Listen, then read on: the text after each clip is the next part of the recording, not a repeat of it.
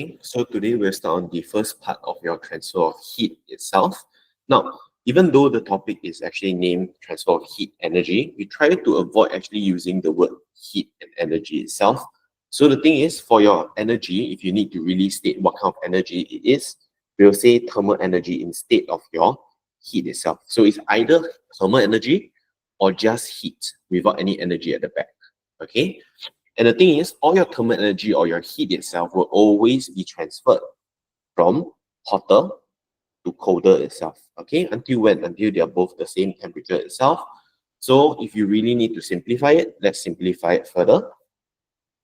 Okay, so your heat away is always transferred from hot to cold. Okay, until when? Until they reach the same temperature itself. Okay, because the world actually doesn't like to have any kind of like difference itself. So you'll try its best to always keep it at the same certain something. So for example, when you pour water, water always goes from high to low, right? So when you pour water out, it's always from high to low. You have any kind of differences, it's always high to low. Okay. So just to take note, basically what this last sentence says is the bigger the difference in temperature, the faster the heat transfer. All right. Now, the thing is, in this chapter itself, we'll learn about your thermal energy or your heat. And we also learn about this extra one, which is actually your temperature. Now, do take note that they are very, very different, two different objects over here. First thing, your temperature or your thermal energy or your heat, they are actually your form of energy. So your thermal energy, if you need to write it, will be 200 joules, for example. Because this is energy, we'll be using it in terms of joules. On the other hand, because when you talk about temperature itself, usually in Singapore, we'll use, let's say, 36.9 degrees Celsius, and then you have something in kelvins over here. Okay, kelvins is the SI unit for your temperature itself. So for those who have forgotten what an SI unit is, SI units are just units that basically scientists all around the world agree to use when they are doing any kind of report itself. So this is the commonly agreed unit that they all agree to use. Because in certain countries, like for example, America, they use in degree Fahrenheit. So to avoid my scientists actually coming conflicting with one another, they all agree to use the word, the unit kelvins. Okay. So over here, thermal energy and heat and your temperature itself. Now, how are they different? Basically, if you're comparing two different objects, very straightforward. I have a cup of hot coffee. Okay. This is hot coffee, and then I have the ocean. So now, when we talk about temperature, your temperature for your coffee, let's say it's just a nicely brewed coffee, is about 80 degrees Celsius. And for your ocean, let's say it's about room temperature. So it's about 25 degrees Celsius. Now my question to you is, which one will have more thermal energy? Okay, this basically, because of the size of the object itself, you actually have less thermal energy for your hot coffee, even though the temperature is actually higher, you will actually have less thermal energy. Why? Because this one has larger mass. Okay, basically the more mass you have, the more energy you have, because this one have less mass. Okay, but most of the time, the questions are actually comparing identical objects. So if you're just comparing identical objects over here, let's say a cup of hot coffee and an identical cup of coffee that is perhaps room temperature. So if it is this case, because they have the same volume of water, same mass of coffee and stuff like that, basically this will have more thermal energy. Because you are comparing identical objects, the only thing that changed is your temperature itself. So you can see that your higher temperature will mean you have more thermal energy if all the other factors are kept constant. So this must be a fair comparison. Because if you actually look at the coffee versus the ocean example, it's not actually very, very fair, because this is not a one-to-one comparison. The ocean have a different mass, you have a different size, a lot other factors come into play. So normally when we're actually comparing any object, we try to make it as fair as possible. so that the only difference should just be your temperature. So if you actually go and calculate your thermal energy or measure your thermal energy in your current syllabus, you'll notice that your hotter cup of coffee with the same volume and everything else is the same, ceteris paribus, basically it will have more thermal energy or more heat if you want to just make it easier for yourself. Just say it has more heat, so I have less heat. Okay, so same thing. Let me just change the words because thermal energy is sometimes a bit confusing. So let's just use the word heat. Okay. All right. So next part, let's talk about expansion and contraction. Now, if the question doesn't ask you to describe, okay, we only use this part, right? No description. When temperature of your object increases, or you can just say that when my object gains heat, your volume will increase when mass is the same. Okay? Volume increase, mass same. Okay? So now, basically this part over here, I will need you all to recall back what is density. Okay? Because some questions, especially heat for your expansion and contraction, they actually like to link it to your density over here. So what happens? Normally, if you gain heat, right? First, step one, gain heat, you add. When you gain heat, there is a phenomenon which we call that it expands. Okay, so when you expand, your volume will actually increase. So if your volume increase over here, what's going to happen? Your mass is the same, right? Same mass. So what happens? If you take something that is the same divide by something that is bigger, you actually end up with a smaller density on the other side. Hang on, give me a second. Okay, so over here, so if you all need numbers to show you, let's say initial mass is 20 kg. Okay, your volume, let's say it is 2 meter cube. So your density is 20 over 2, which is 10 kg per meter cube, right? So if I increase the volume because I expanded, your mass is still 20, but your new volume, let's say it is 4 meters squared. So your new density will be 20 over 4, and you actually end up with a smaller density. So what happens is density will decrease. So over here, remember, coming back to our example, first thing, my object gains heat and expands. The volume increases while your mass is the same. And what happens is that your density will decrease. So what happens? You are less dense, so you might actually float. Okay, so this one.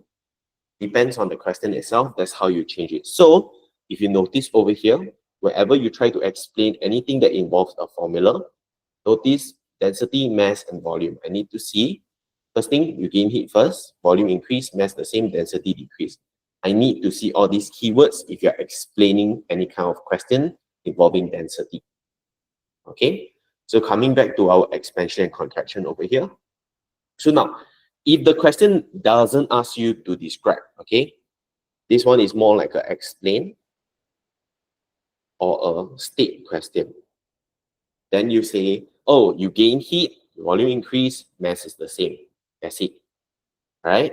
But if they ask you to describe how for expansion or contraction, then unfortunately you'll need this part over here. So this one is a little bit longer than the bottom one. So let's take a look at the contraction one. So let's take a look at contraction. What are your parts that you need? All right. First thing, you lose heat. Okay, so in your explanation over here, you can see when you lose heat. All right, you will move less vigorously. You will be closer. Volume is reduced. So if you need to explain this, first thing, you lose heat, you move less vigorously. The word vigorous means slower. Vigorous means how fast you move. Okay, you move less vigorously, you are now closer to each other. And when we say closer, right, this is actually all your molecules. Okay, and number 4, what happens? Your volume will decrease. Okay, so when your volume decreases, this entire 4-step process is what we call your contraction. So if you actually notice the one on top, your expansion, what happens is you gain heat, you move more vigorously, you are further apart, and your volume will increase. Okay? Now, I want you to take note that basically this is your volume. Okay? And if you count the number of particles inside this box over here, there is 16 of them. Okay? And what happens when you expand? You gain heat, you will move more vigorously, and you will actually push each other further apart, and you will have a larger volume. So can you see that? Can you see that when you actually increase in volume, the thing is, the number of particles are still the same. You still have 16 molecules inside. And have you noticed that the size of your molecules, they are actually the same. They do not increase in size, they do not decrease in shape and size. Okay, so because all this that you see here, these are your molecules. They can be your atoms, they can be your molecules, compounds, and all that. Okay, so basically all you need to take note is these particles, they do not change in size. Okay, number of molecules and the size does not change. They remain the same. They are constant. Okay, on the other hand, the one that change is the distance between your particles or the spacing between your molecules itself. Okay,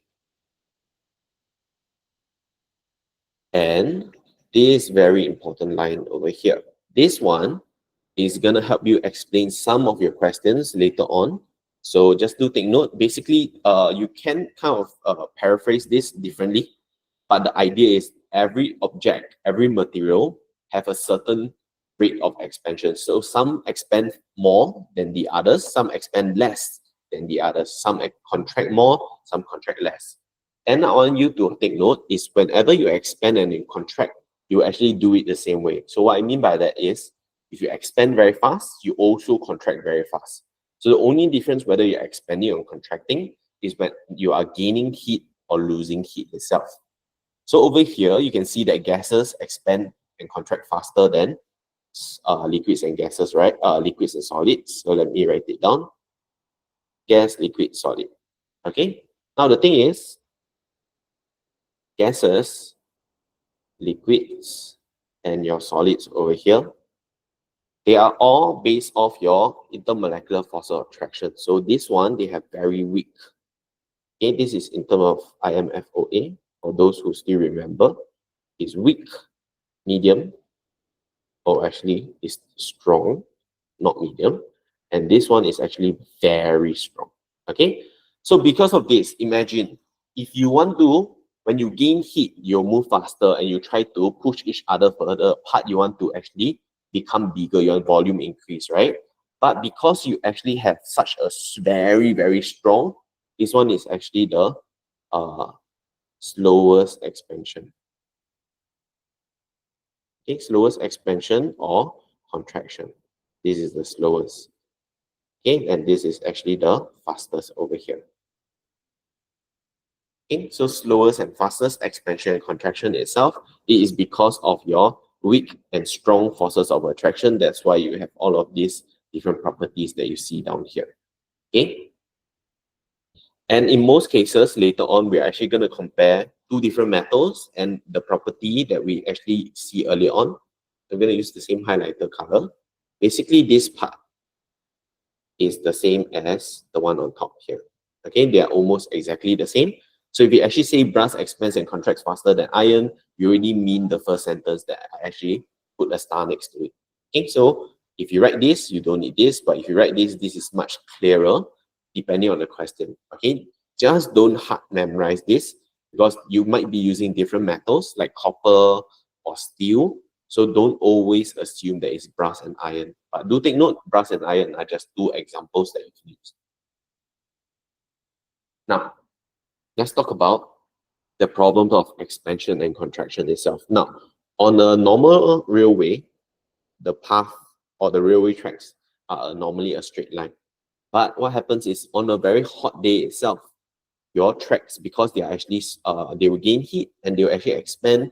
And what happens? They try to be longer, right? But the problem is, if you actually notice the one down here, if you notice over here, most of the time your tracks are actually stuck downwards at certain points over here. So what happens? You cannot expand beyond this point. So what happens is that instead of expanding front and back, they'll actually expand sideways over here. So what happens is they'll actually expand outwards. So if they expand outwards, what happens is that there's not enough space, you will bend and buckle. So this bending and buckling, right, even though it looks very funny and quirky, this is actually very, very dangerous. Why? Because if your trains or your MRT try to actually travel on this curved path, what happens is that your train might actually topple and actually derail. So this is actually very, very dangerous. So normally in Singapore, what we all do is that we actually have this small little gap over here. Okay, we have this small little gap. This gap is what we call your expansion gap. Okay, so all these expansion gaps is your precaution or your methods to stop this bend and buckling from happening. So do take note when you have, even if the weather is hot, okay, you will still have enough space to expand.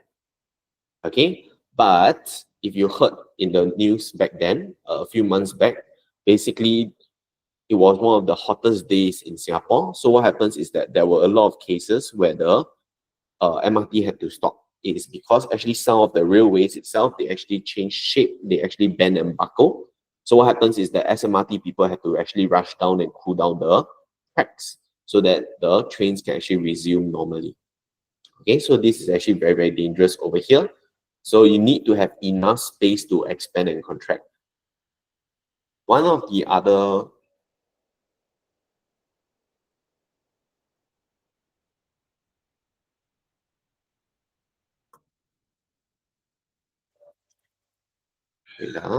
let me see if I can find a picture for you. It's the tiles on the floor, or for your parade square, some of you who have seen it.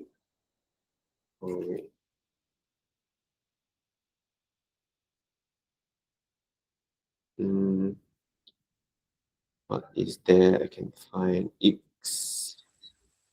Okay, so for example, okay, this one is not very good as an example over here, but that is the one I can find.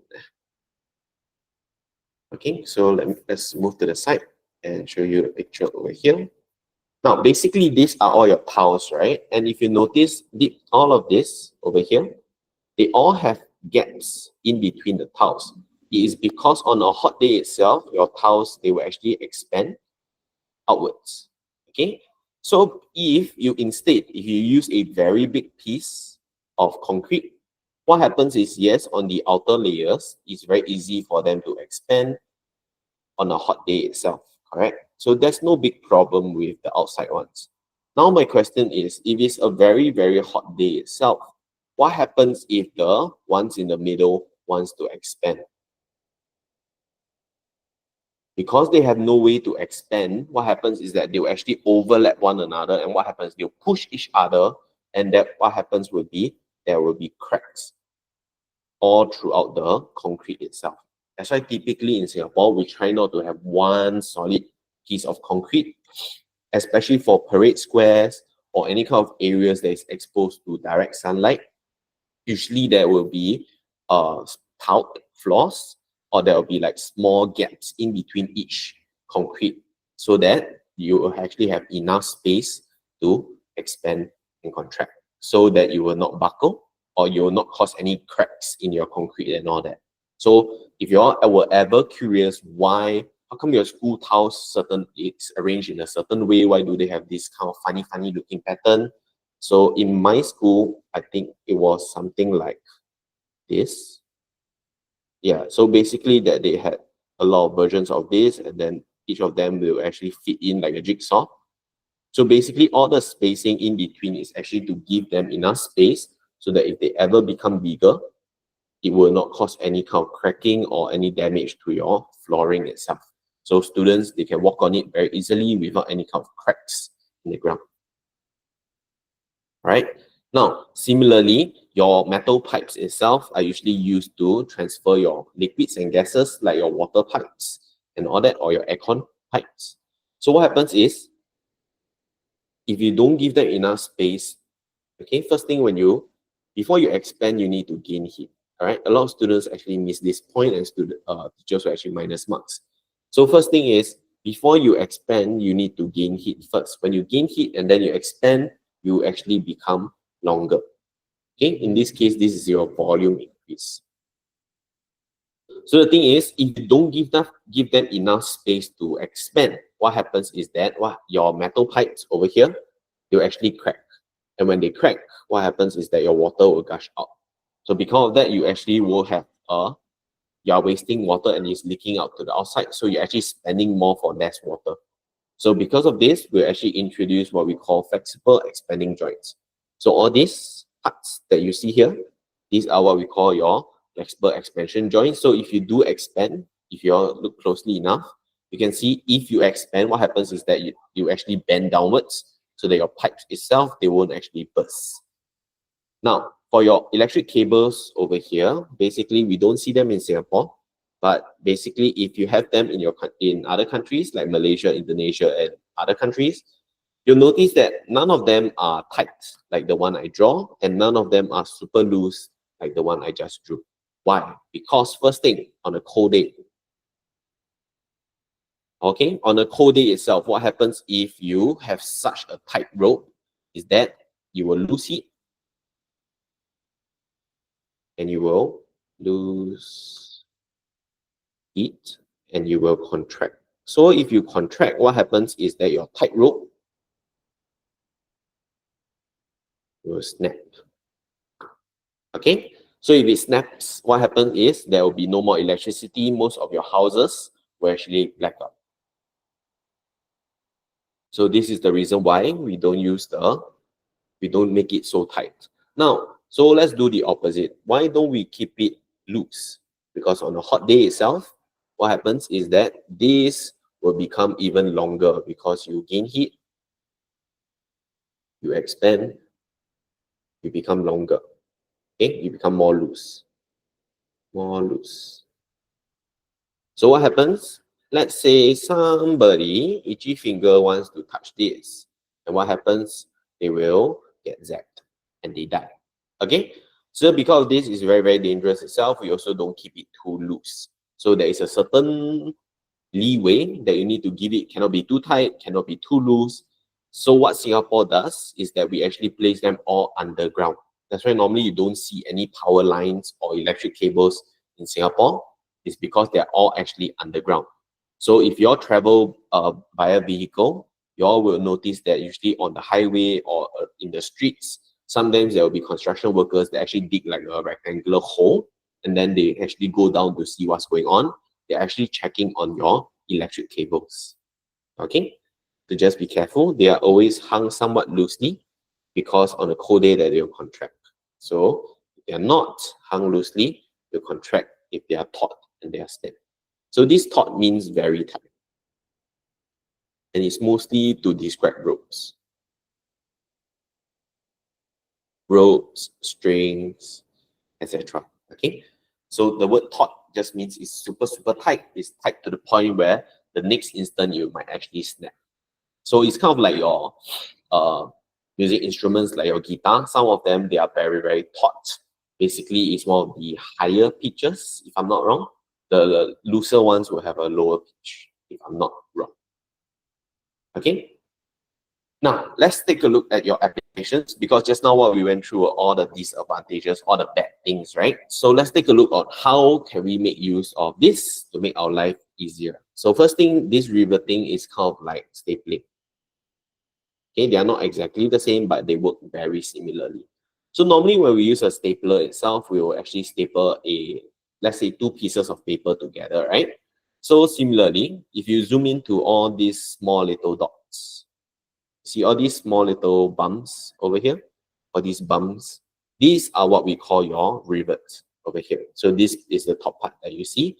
So a rivet, right? First thing is that this is actually a hot rivet. So this hot rivet, which already expanded and all that, first thing you place this hot rivet, and because it's hot, we can actually change its shape easily.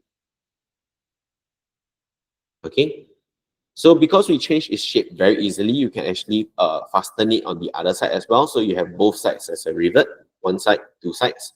So what happens is when it cools down, because it's originally it was hotter than the surroundings, right? So as it cooled down to room temperature-ish, what happens is that it will contract. So when it contracts, it will actually fasten the two metal plates together. Okay, and this is actually a permanent rivet. So what happens is that once you contract and you lock it in place, basically you're done. You cannot take it out unless you blow torch it or you have to cut it open. Okay, so basically this is a permanent stapler bullet, and this is very, very strong. But to play safe, most of the time we actually use more than one rivets for two metal plates. So you can see this is either for a bridge or most likely for a highway itself. So to support any kind of like even the railway tracks and all that, basically this is your rivet. So this is one way we can actually make use of expansion and contraction as well. Sometimes if you have a jar of, let's say, your strawberry jam or something. Okay, can't think of a better example, but strawberry jam itself, sometimes this is very tight. Okay, you cannot open it. So what happens is that what you can do is, first, you can run, if you just place it in the fridge, correct? If let's say this is from the fridge, okay, and it is very cold. All right, so what happens is what you can do is you can grab this jar and you can actually run it over tap water. Because what happens is that your tap water is hotter than the fridge, than the jar. So what happens is this jar, it will gain heat. So when it gains heat, it expands. So if it expands, it's bigger than before. So what happens? It will be easier to remove it because it's now much bigger than your original. So because of that, sometimes you need to work smart and not just use brute strength. Okay, we are students, we are supposed to be more intellectual. All right, so basically, if you're ever having trouble opening something, sometimes you can make use of the difference in temperature itself so that it will gain heat or contract. So another method is instead of the jar, you can try to make the other parts, the bottom part, a bit colder. But usually that doesn't really happen unless your jam, the jar, is actually at room temperature. So you can actually pour like cold water on the bottom part so that it contracts, so the top part is looser. So there's 1,001 ways you can try it, but just don't spoil your jar and don't drop it because usually it's made of glass. Okay, so last but not least for today's part, this is a thermostat. It regulates temperature automatically. So what I mean by this is that you always keep it at a fixed temperature. Keep at fixed temperature. So like your aircon, like your ovens, like your anything that deals with heat and there's a fixed temperature that you can choose, you will involve a thermostat itself. So this originally is actually what we call a bimetallic strip. So as you can see, as the word over here, bimetallic means two metal. Okay, so remember, first thing, you must always gain heat first. And after you gain heat, your copper expands more than your iron, and it will actually be longer than your iron itself. So what happens is that they will bend with copper on the outer side. Okay. So in most cases itself, we always want to take note of your few steps. Gain heat. Okay, you gain heat. This is for expander. You gain heat first. Copper expands more than iron. So what happens? It will bend towards the iron. Okay, so you end up with copper on the outside and iron on the inside. Okay, this is your copper, this is your iron. So if you do the exact opposite, if you want to contract, first thing, you lose heat. After you lose heat, what happens? Copper contract and it is still more than iron. So what happens is copper is now smaller, right? So you actually bend away from the bigger iron. So you can also say that you bend towards the iron part as well, bend towards the copper part as well. So what happens is that you actually have a smiley face. So on top, this is copper, and below, this is still iron. Okay, so depending on what you need to say, or depending on the question itself, do take note. If you gain or lose heat, you actually look heat different from your picture itself, right? And most of the time, if you have a clamp somewhere, most of them will actually bend away. So the thing is, what does it bend away from? There's actually something what we call a contact point. Okay, which you can see at the bottom over here. This is a contact point. So they're exactly the same, a contact point down here.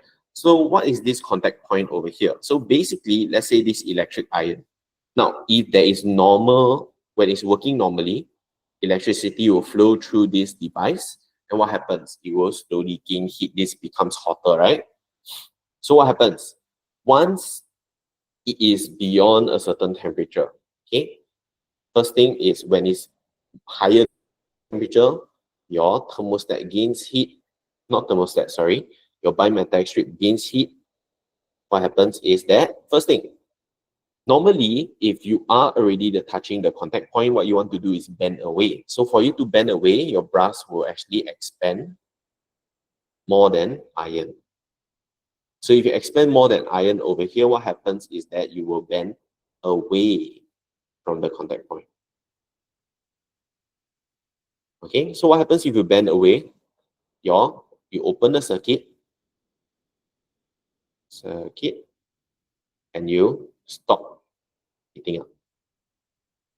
Because now there's no electricity, right? So you stop heating up over here. So just to take note, it is when it is too hot. Okay? You must first gain heat first. All right? You gain heat, you bend away from the circuit, you open the, you break the circuit, and then you take note.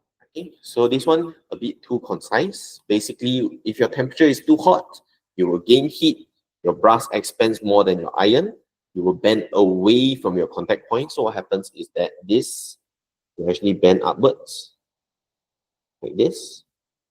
And once it bends upward like this, there will be no more electricity, so it will stop heating up. So once it stops heating up, what happens? It cools down and it will go back to its original position and the whole cycle begins again.